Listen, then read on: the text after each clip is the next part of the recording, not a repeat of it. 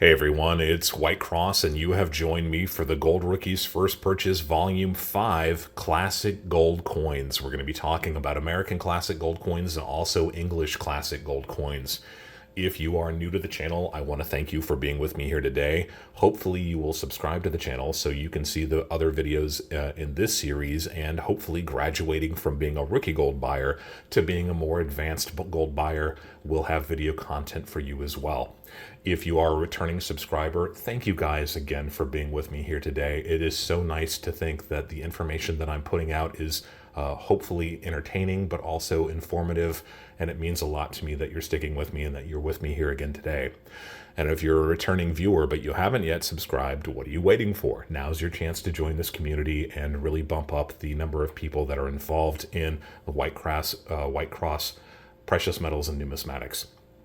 So, this series is designed for the rookie gold buyer, and all of the items that we're talking about in this series I have specifically selected for you rookie gold buyers, either as a first purchase or one of your early purchases as you are kind of dipping your toes into the waters of gold bullion. I like to begin each of my videos with a disclaimer, and that disclaimer is simply that I'm not a financial advisor and I'm not trying to offer you financial advice. Hopefully you have kind of come to these conclusions on your own based on information, and I am simply trying to share some of my experience having bought and sold precious metals and rare coins for the last 30 or 40 years. I also like to begin each of my videos with a concept, and the concept we're talking about today kind of spans the overarching idea of this entire video, and one of the reasons why I left the classic gold pieces until the end. These pieces also have to be considered from an angle of numismatics. So we're talking about the difference between numismatic gold and bullion. Numismatics is simply the study and collecting of coins.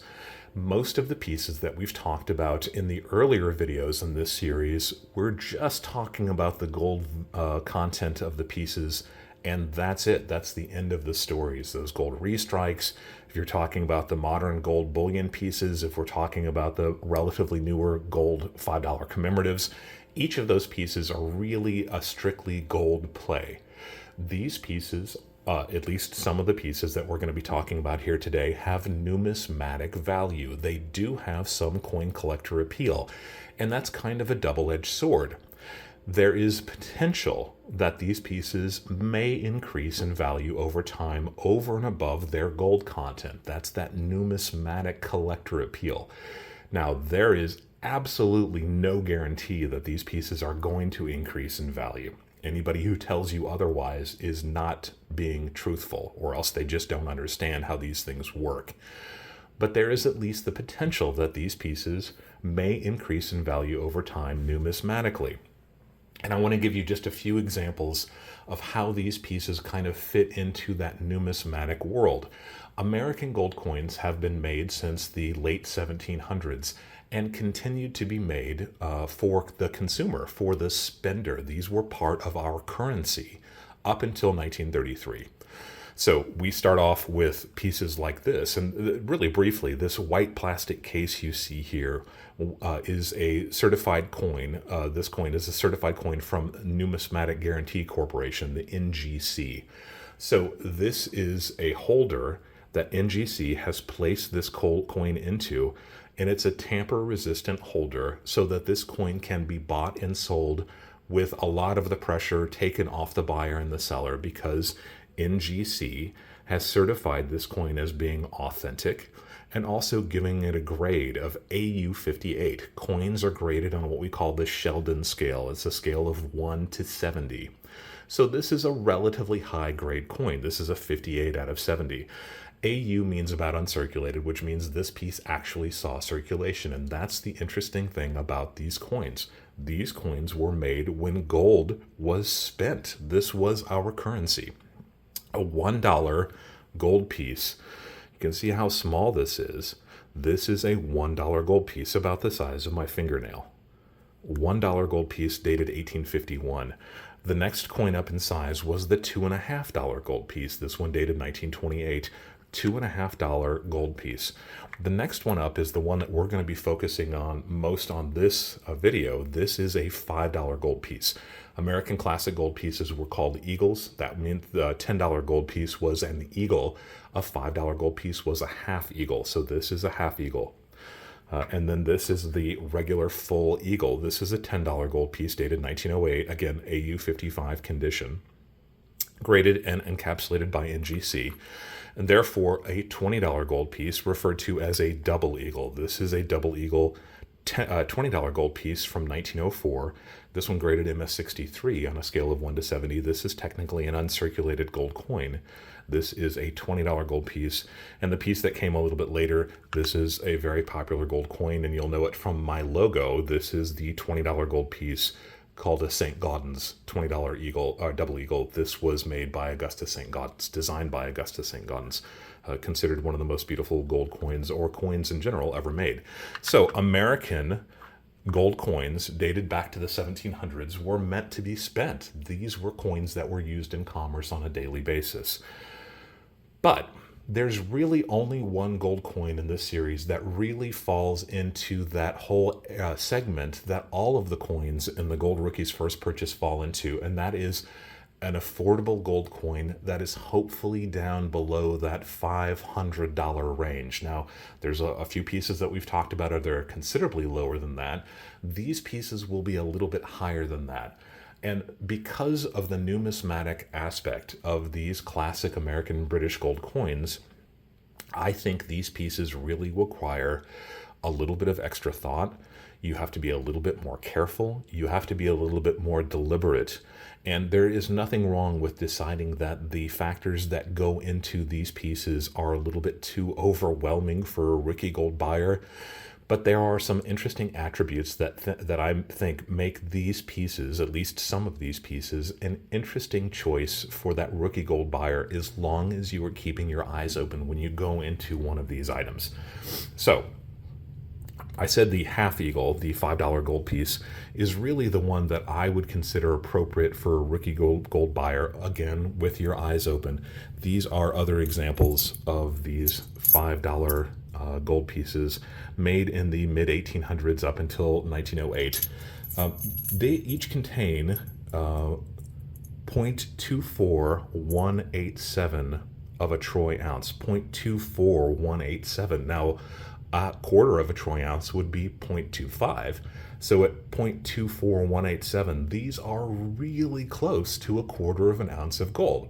And we have talked about a theoretical gold price of about $2,000 while we've been working on this series. Therefore, the amount of gold contained in these $5 gold pieces, these $5 half eagles, is right about $500, about $480 as I'm filming. Now, two different styles of these $5 gold pieces. There is the Liberty style that came earlier, and then there's the Indian style that came a little bit later. The Indian's 1908 to 1929. The 1929 is an exceptionally rare piece, so you probably won't find that. But there are differences in prices between these two types of gold coins. Again, about $500 in gold value right now as I'm filming, $480, somewhere in there.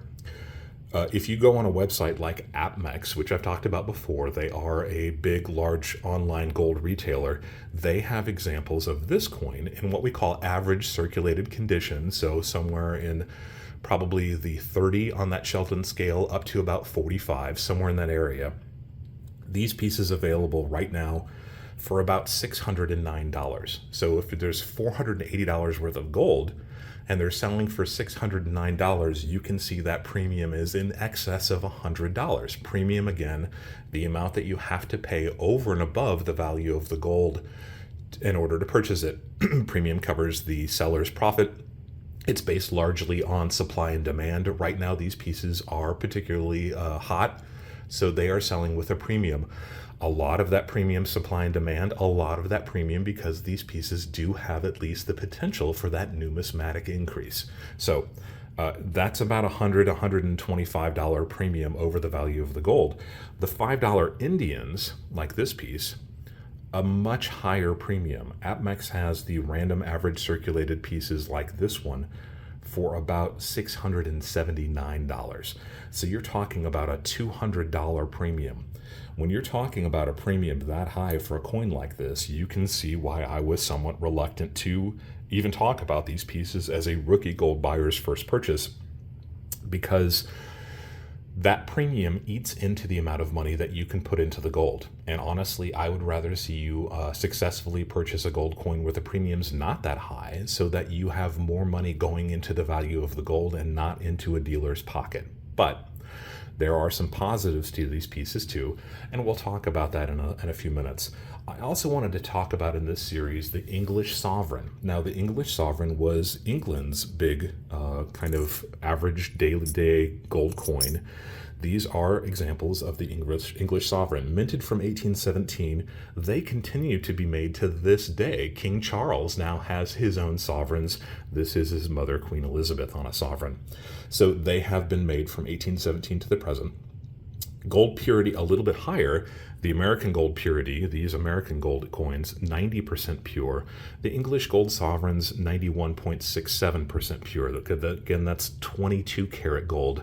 And I'll leave a link down below to that video series where we kind of introduce gold weights and purities, so you can either learn a little bit more or refresh your memory. So the English piece is a little bit lighter than the American pieces, but the purity of the gold is a little bit higher. Therefore, the difference in weight between these pieces, between the American gold coins and the English gold sovereigns, really only about 1/10 of a gram. So the actual gold weight is the difference is very, very small. English gold sovereigns, we talked about the premiums of the American gold coins being in that $100, $150 to $200 range. APMEX has these random date English gold sovereigns at about a $34 premium per coin. So you can see that these have a much smaller premium. But the English pieces are continuing to be made today. Like I said, there are still pieces that are being made with today with King Charles's picture on the front. So they are still being made today. And if you're buying something that is a random date from a company like APMEX, there is a possibility that you'd get a sovereign that's only a couple of years old, dating back 20 or 30 years, or you may find one that's even older than that. The American gold coins stopped being made in the 1930s. Therefore, the pieces that you would get in a random purchase like these has to be at least 90 years old and will probably be even older than that. So the premiums on the American pieces substantially higher than the premiums on the English pieces. Now, there are some benefits to these pieces.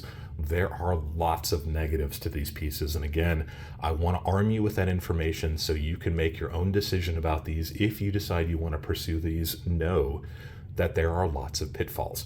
Let's talk about the positives first. We talked about the fact that these pieces are historic. You're talking about pieces that were actually spent, if you want to romanticize them, being spent by cowboys or gamblers on a riverboat. That actually happened. These pieces may have been those types of gold coins that you see in movies. They were also probably spent in every small town and every major city in the United States. And a lot of the later pieces were just simply tied up in canvas bags and chucked into a bank vault and sat there for 50 years. But there's at least the potential. These pieces are historically significant. They are historically interesting, and that, I think, is a benefit. One of the reasons why that's a benefit is because they are a great introduction to American coinage. If you want to go further deeper into the idea, that overarching idea of gold bullion also being part of a numismatic collection like I have done for the last 30 or 40 years, these are a great introduction to that. There is the possibility, but no promise, no guarantee, that these will increase in time based on their numismatic value, their coin collecting value. The sovereigns have very low premiums right now. That $34, $35 a piece premium is very low. That is a great bargain, in my opinion, especially if you are comparing it to the current modern gold bullion pieces with premiums that go $75, $80, $100, even $150 and more over and above the value of the gold contained within them. So I think that they are interesting from that point of view.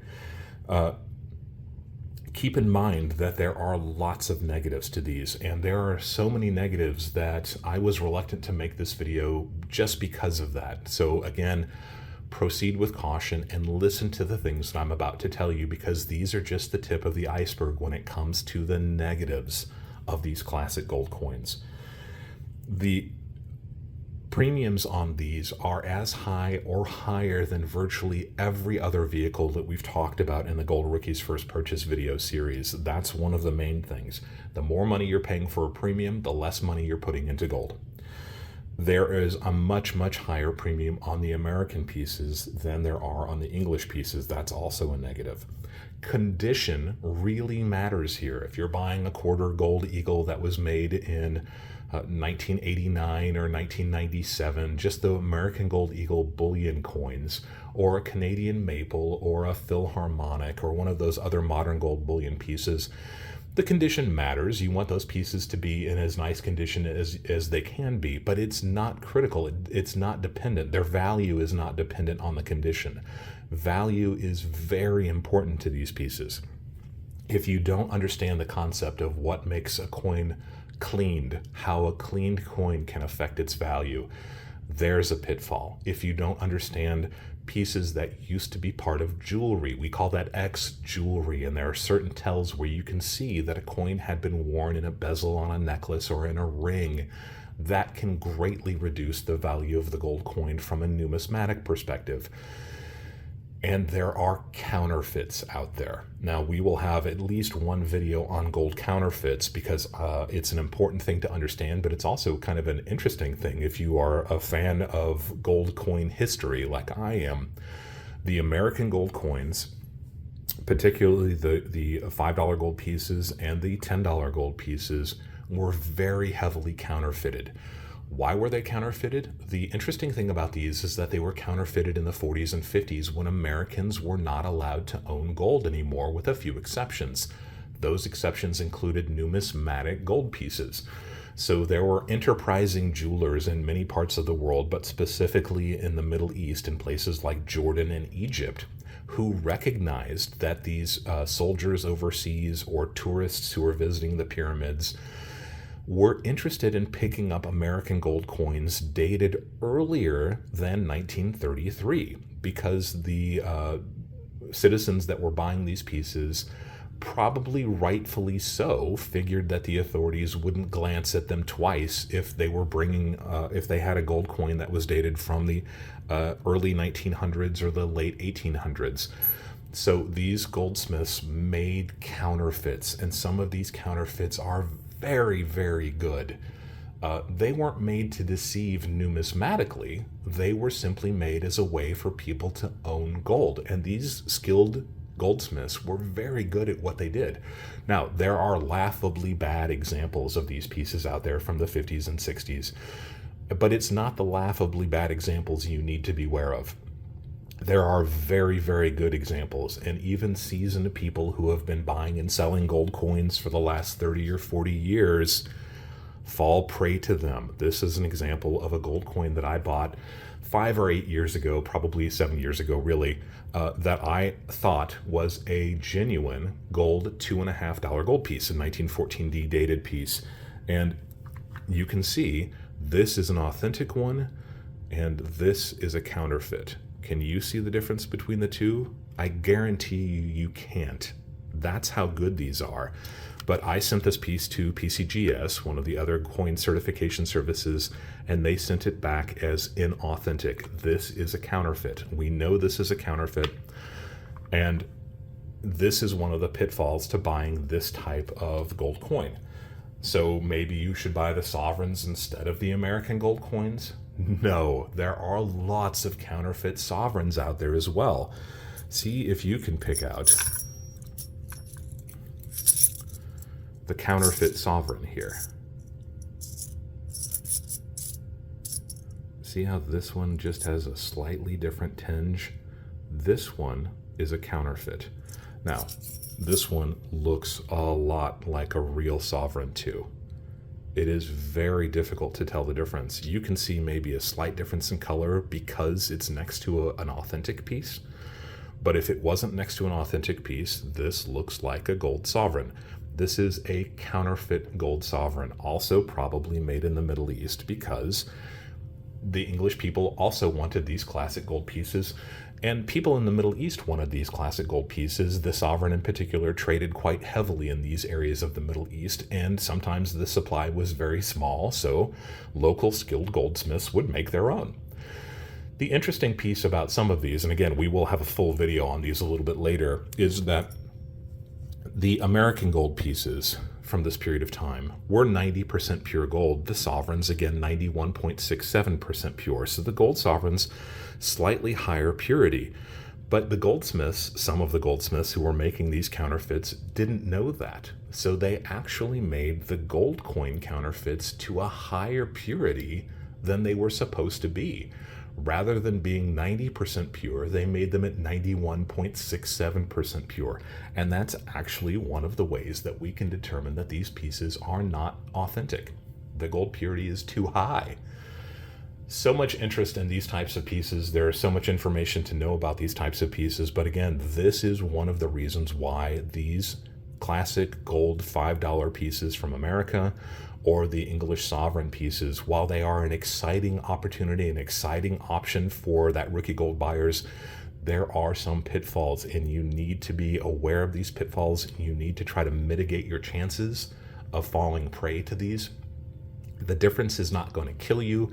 If you buy a fake gold coin that has about the right amount of gold and about the right weight to it, but that's not the point. I don't want you to set off on the wrong foot by buying a piece that is inauthentic. And believe me, when it comes time to selling your gold, again, always be looking at that exit strategy. Being stuck with a counterfeit piece is going to put you in a very difficult ethical position, and I don't want you to be in that position either. So there are pitfalls to these. There are benefits to these. Go into this type of purchase with your eye open. What do I suggest? I suggest if you're going to pursue these, deal with a dealer that you trust. Hopefully a local dealer that has a good reputation. Buy at the right price. Take your loupe in with you and really examine those surfaces. But again, some of these pieces are so high quality, these counterfeits, that they fool people like me. And they would fool an expert, a specialist, unless they really, really knew the tells. And those tells are so insignificant that it really requires somebody who knows exactly what they're doing. Buy locally. Buy from somebody you trust. And be very wary of a gold coin that is 50 or 100 years old that looks like it was just made, because these gold coins, as they were made for the gold consumers in America or in England in the 1950s and 1960s, these gold coins weren't being circulated anymore. Consequently, the fake gold coins didn't see a lot of wear. And that's one of the tell. If the condition's a little bit too good to be true, then it probably is. And also, I strongly recommend that you, if you're going to pursue these types of coins, buy a coin that has been certified by a company like NGC or PCGS, the two highest rated, most trustworthy gold coin certification companies out there. We call them a third-party grader because they don't have a vested interest in the coin. They're doing it as a service. They charge a small fee for it, but they don't make any money whether or not the coin grades high or low. Only two coin companies that I trust, PCGS and NGC. As a rookie gold buyer, do yourself a favor, look for a piece that has been certified by one of those two. And there are lots of companies out there that are not as highly rated that also use similar initials in their name. PCGS and NGC, the only two that I really trust. You don't have to find a coin that is uncirculated. This, again, is a really nice example of a $10 gold piece that is AU55. Again, our single gold dollar graded AU58. So don't think that you have to find a piece that is uncirculated. As an early gold buyer, that's another way to save a little bit of money. Buy a piece that is maybe in that 45 to 50 range.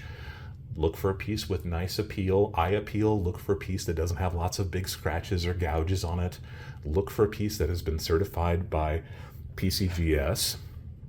This is a PCGS certified coin, or NGC, and that you will pay a little bit more for those coins. They have a little bit of a higher premium, but you should get some of that premium back. Again, no guarantee that you will, but you should.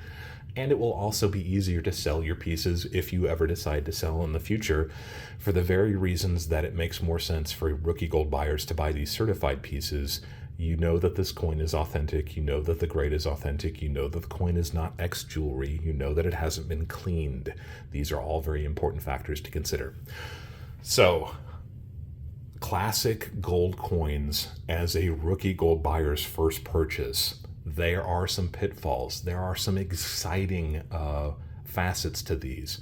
You need to really weigh for yourself your interest level, your ability to kind of discern and pick out the items that we talked about, the ones that may affect you, the ones that won't affect you at all. If you think you can handle this information overload when it comes to these classic gold coins, they really do offer a lot of interesting advantages. But again, this is almost a more advanced coin buyer's topic because there are so many pitfalls for these pieces. Go into a purchase with your eyes open. If you have any questions about these types of coins, by all means, leave a comment down below and I'll try to get back to you as soon as I can. If you haven't subscribed to the channel yet, go ahead and click on that subscription button. I would really like to have you be part of this community. If you have any suggestions for other pieces you'd like to see me talk about in the Rookie Gold Buyer's First Purchase, the Gold Rookie's First Purchase series, leave a comment down below and I'll see if I've got the pieces and the information that can answer that question and hopefully make a video about it. And as always, thank you for allowing me to be a part of your journey as you go deeper into the world of physical precious metals.